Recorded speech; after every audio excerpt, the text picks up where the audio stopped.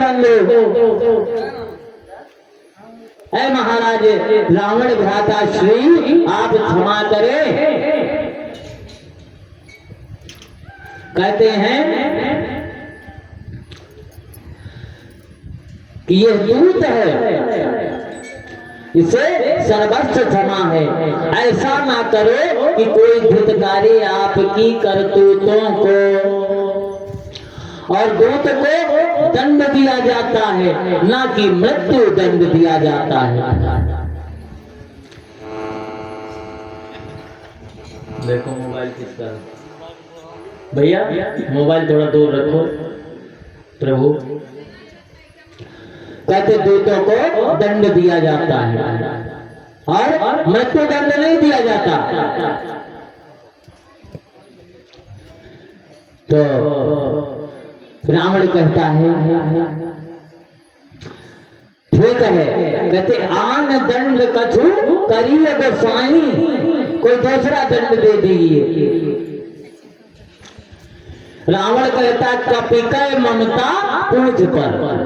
जब देखा कि बड़ी बड़ी पूछ करके उनके बराबर सब में बैठ गए हनुमान जी, तो उसको कुछ नहीं दिखाई पड़ा, पूछ दिखाई पड़ी हनुमान जी की। कहते कपिकर ममता पूछ पर सब ही कहो समझाई, और तेल बोरी पट बांध पुल पावक देह लगाई। कहते हैं कपड़े को तेल में भिगा करके इसकी पूंछ में लपेटो और उसके बाद आग लगा दो, क्योंकि बंदर को सबसे बड़ी ममता पूंछ पर होती है।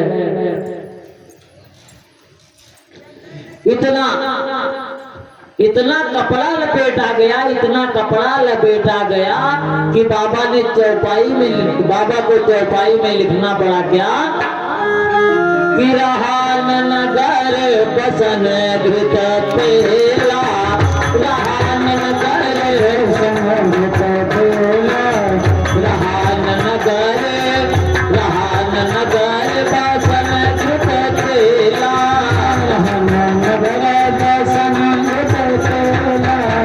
बाड़ी पूछ कीन कभी खेला, बाड़ी पूछ कभी खेला।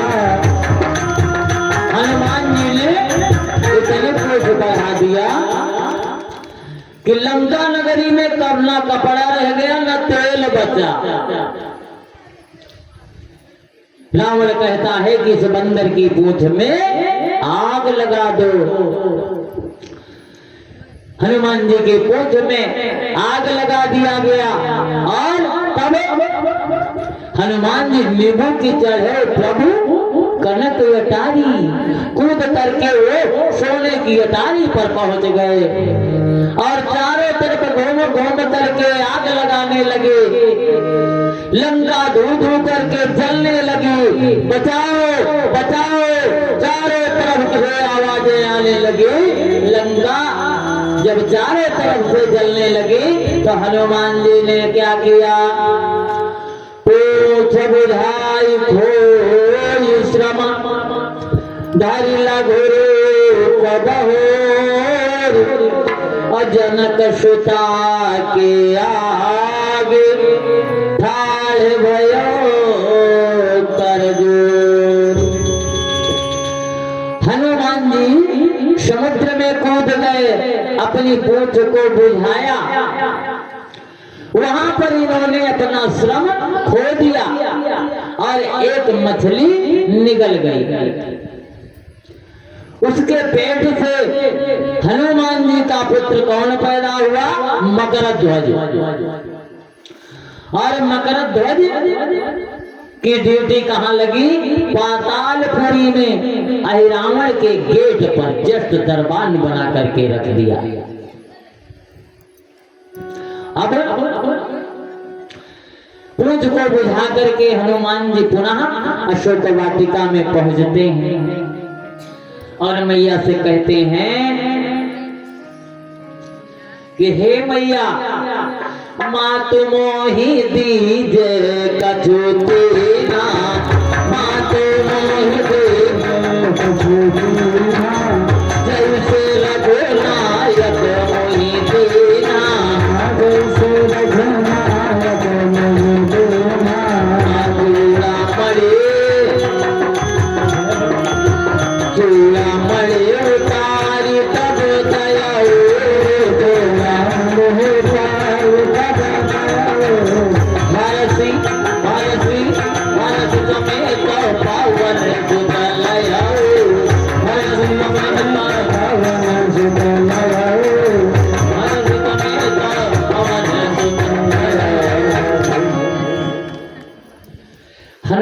जी चूड़ामणि लेकर के रामादल की तरफ प्रस्थान कर देते हैं।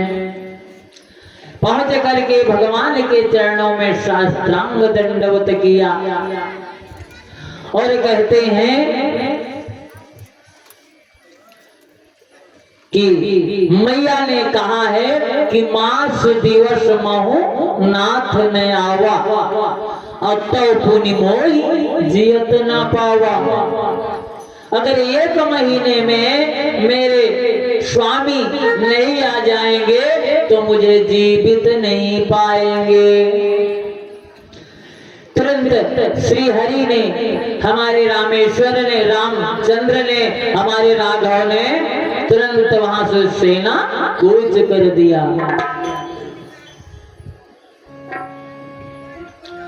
सेना कूच कर दिया और समुद्र के किनारे आए और विलंब में प्रार्थना करते कि हे समुद्र देव, मुझे उस पार जाना है, मेरी सारी सेना उस पार जाएगी। आप ऐसा करें कि अपना जल कम कर लें और हमें जाने का मार्ग दें। तो विनय मानत जलध जल गए 3 दिन बीत, अब बोले राम सको तब भय बिन हो न प्रीत। भगवान विनय कर रहे हैं लेकिन भगवान के विनय नहीं मान रहा। 3 दिन बीत गए, तब भगवान ने क्रोध किया कि बिना भय दिखाए प्रेम नहीं बढ़ता है। जब भगवान ने अपना धनुष उठाया, हाथ जोड़ करके समुद्र खड़ा हो गया। हे प्रभु, मेरी महिता घट जाएगी, हे प्रभु मुझे जीवन दान दो। कहते हैं कि नाथ नील नल कपि 2 भाई और लड़काई आशीष पाई। कहते प्रभु आप सुंदर एक दिव्य कुल की रचना करें और नाथ नील नल नाम के जो 2 गण थे उनकी एक विशेषता थी। वह जो पत्थर रख देते थे उसकी चुनाई कर देते थे, वह पत्थर नहीं डूबते थे। हनुमान जी बैठ करके उनका कार्य क्या था? केवल श्री राम हर पत्थर में लिखते जाते और सुंदर रामेश्वर कुल की रचना की गई। रामेश्वर कुल की रचना की गई। बाढ़ कथा पार नहीं लहू, आज विश्राम दिवस है, इसलिए कथा आपको 60 में सुनाऊंगा। सविस्तार हम अगर सुनाएंगे तो कथा संपूर्ण नहीं होगी, इसलिए कथा को भी संपूर्ण करना है। रामेश्वरम की रचना किया और सभी सेना लंका पहुंची। और वहां पहुंच करके किसे भेजा गया? अंगद को दूत बना करके भेजा गया। और अंगद गया, कहता है महाराज रावण मैया सीता को आप छोड़ दो, प्रभु के शरण में कर दो, तुम्हारा कल्याण होगा। लेकिन रावण कहाँ मानने वाला है, क्योंकि उसने तो पहले कहा कि जो मैं जाए बैर हट करी हूं प्रभु सर प्रभु प्रताप भव सागर तरियों। मैं जाकर हट पूर्वक भगवान से अगर मैं दुश्मनी करूंगा तो भगवान के प्रताप से भगवान हमें मारेंगे और हम भवसागर से तर जाएंगे, हमारा मोक्ष हो जाएगा। ये इंतजाम लगा करके रावण मैया सीता को वापस नहीं भेजता। अंगद अपने पैर जमा करके खड़े हो जाते हैं। सभी राक्षस मिलकर के उनके पैर एक एक करके उठाना चाहते, लेकिन अंगद टस से मस नहीं हुआ। रावण को क्रोध आया और वो दौड़ा पैर उठाने के लिए, यो अंगद ने अपने पैर को पीछे खींच लिया। कहता नहीं, महाराज दशानन, आप मेरे पैर मत पकड़िए। अगर पैर पकड़ना है तो जाकर प्रभु श्री रामचंद्र जी के पैर पकड़ो, जिसमें तुम्हारा कल्याण हो जाए। बोलो जय जय सीताराम, जय सीताराम, बोलो जय जय सीताराम, जय सीताराम। रावण लज्जित हो गया और वहां से अंगद चले आए। अंगद जब वहां से चले आए तो रावण लज्जित होकर के अपने महल को चला गया और युद्ध के लिए किसे भेजता है? मेघनाथ को। मेघनाथ को भेजता है तो कहता है मेघनाथ समर में आता है। और लक्ष्मण को देख करके मेघनाथ कहता है कि जिन दांतों का सूखा न दूध दुख होता उन्हें तोड़ने में, जिन दांतों का सूखा न दूध दुख होता उन्हें तोड़ने में, अरे जालौट यहाँ से रघुवंशी, जालौट यहाँ से रघुवंशी, खुश है धन लाभ छोड़ने में, जालौट यहाँ से रघुवंशी, खुश है धन लाभ छोड़ने में, जालौट यहाँ से रघुवंशी, खुश है धन लाभ छोड़ने में। रावण कहता है, रावण का बेटा मेघनाथ कहता है, अरे अभी तो तेरे मुंह के दूध के दांत भी नहीं गिरे, तू क्या मुझसे युद्ध करेगा? ऐ रघुवंशी, तू जा वापस चला जा। लक्ष्मण जी कहते हैं कि ऐ मेघनाथ, मुझसे मिथ्या बातें मत कर, अगर तुझ में दम है तो मुझसे आकर युद्ध कर। लक्ष्मण जी में और मेघनाथ जी में घनघोर युद्ध आरंभ हुआ। मेघनाथ न जीतते हुए देखकर उसने एक अमोघ शक्ति मारी, एक अमोघ शक्ति उठाया और श्री लक्ष्मण जी को निशाना बना करके संधान कर दिया। वो शक्ति लक्ष्मण को लगी और लक्ष्मण जी मूर्छित हो गए। लक्ष्मण जी मूर्छित हो गए। उसी समय लक्ष्मण जी को लेकर हनुमान जी समेत सभी सेना रामादल को वापस आ गई और रामादल में पहुंच करके कोहराम मच गया, रोते हैं और कहते हैं, प्रभु श्री रामचंद्र जी कहते हैं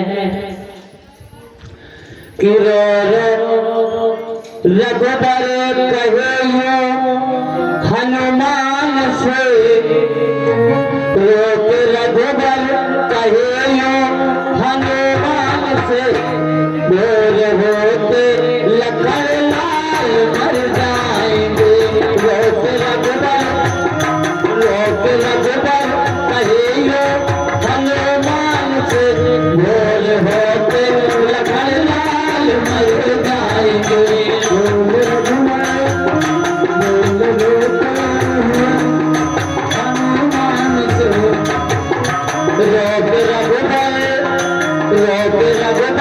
कहे हनुमान से, बोल होते लखन लाल मर जाएंगे, रोक रघुबर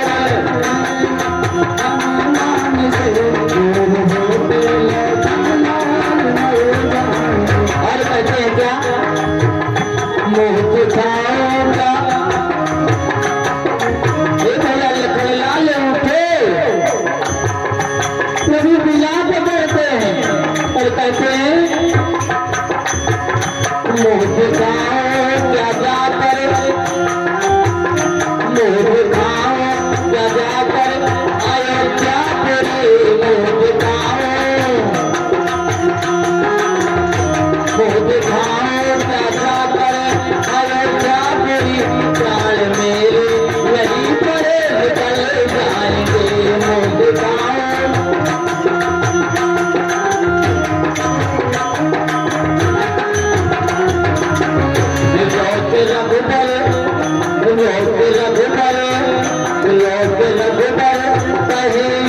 हनुमान से रोक रघुबर,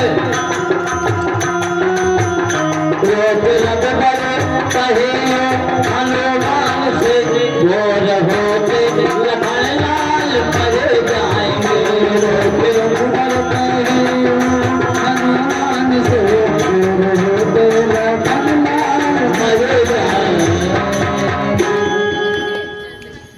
प्रभु विलाप करते हैं, कहते लक्ष्मण भैया उठो,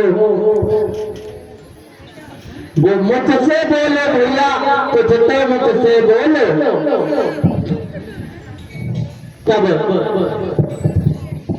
विभीषण जी से पूछते हैं कि इसका कोई उपचार बताओ, कोई वैद्य है क्या? कहते हाँ, लंकापुरी में सुषेण वैद्य हैं, सुषेण वैद्य लंकापुरी में हैं, आप उन्हें लेकर के आओ, वे अवश्य कोई ना कोई उपचार बताएंगे। हनुमान जी जाते हैं और सुषेण वैद्य को आलय भवन समेत तुरंता पूरा उनका घर ही उठा करके लेकर के चले आते हैं हनुमान जी। बोलिए संत बलवंत हनुमंत लाल के।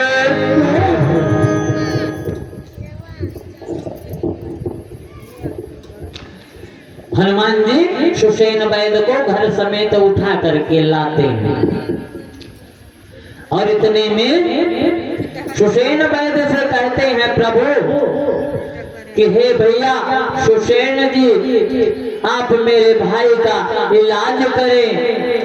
कहते ऐसा नहीं हो सकता। कहे क्यों? कहे मैं रावण का नमक खाता हूँ, मैं नमक हरामी उसके साथ नहीं कर सकता। कहे भैया यहाँ पर तुम्हारी मर्जी के ऊपर है, आप चाहो तो मेरे भाई को बचा सकते हो।